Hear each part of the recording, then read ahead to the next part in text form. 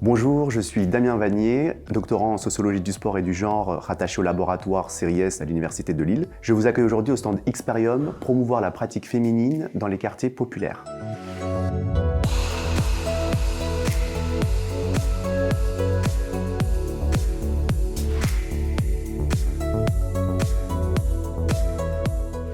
La sociologie, c'est l'étude de la transformation de la société. Quand on regarde à l'échelle globale et quand on zoome davantage au niveau des individus, c'est également aussi l'étude des interactions entre les personnes, entre les individus. Comme c'est une discipline scientifique, elle a pour objectif de produire des connaissances sur le monde qui nous entoure en utilisant des méthodes qui sont rigoureuses, qui sont rationnelles. Donc on va utiliser des entretiens, on va utiliser des observations, et également des méthodes qui sont davantage statistiques comme les questionnaires.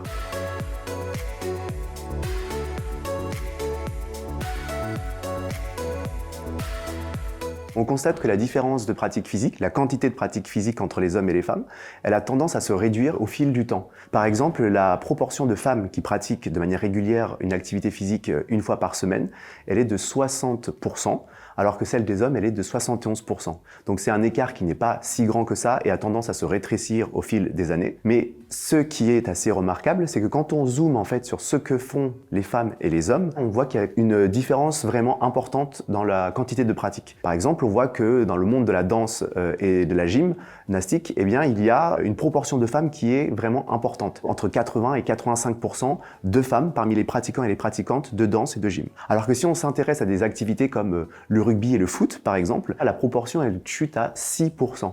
Donc on voit qu'il y a vraiment une polarisation, c'est-à-dire qu'il y a une différence entre les hommes et les femmes dans les activités qu'ils et elles vont investir. Et ce qu'on constate, c'est que les activités qui sont investies par les femmes et les filles, ce sont des activités qui sont jugées féminines, c'est-à-dire des activités qui demandent des valeurs comme l'esthétisme, la beauté du geste, la santé, le loisir, etc.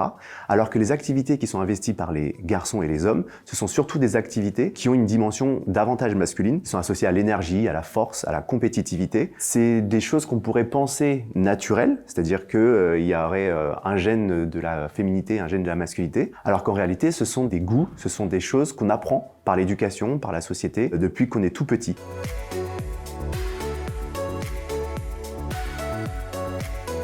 Et le constat est particulièrement criant lorsqu'on s'intéresse aux pratiques dans les quartiers populaires urbains, c'est-à-dire dans les cités, où en fait les garçons et les filles vont avoir des activités qui sont encore plus stéréotypées.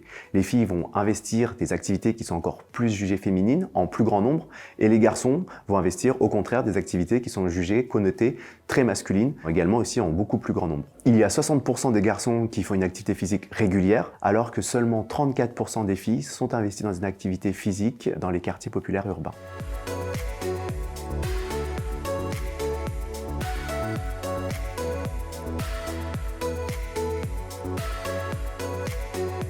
En tant que sociologue, on va essayer de comprendre pourquoi il y a ces différences de pratique entre les filles et les garçons. Donc pour cela, on va aller sur le terrain et on va aller observer l'environnement des filles et des garçons et les raisons pour lesquelles eh bien, il y a autant de différences. Un des premiers éléments qui sort, c'est le contexte familial. C'est-à-dire que la famille ne va pas encourager les filles des quartiers populaires urbains à pratiquer une activité physique. Soit parce que ce sont surtout les hommes et les garçons de la famille, les frères et les pères, qui vont pratiquer et qui ne vont pas penser à solliciter les filles dans leur pratique physique. L'autre chose, c'est également que les filles sont investies dans les tâches domestiques. Elles vont aider par exemple à aller chercher leurs frères ou leurs sœurs à l'école.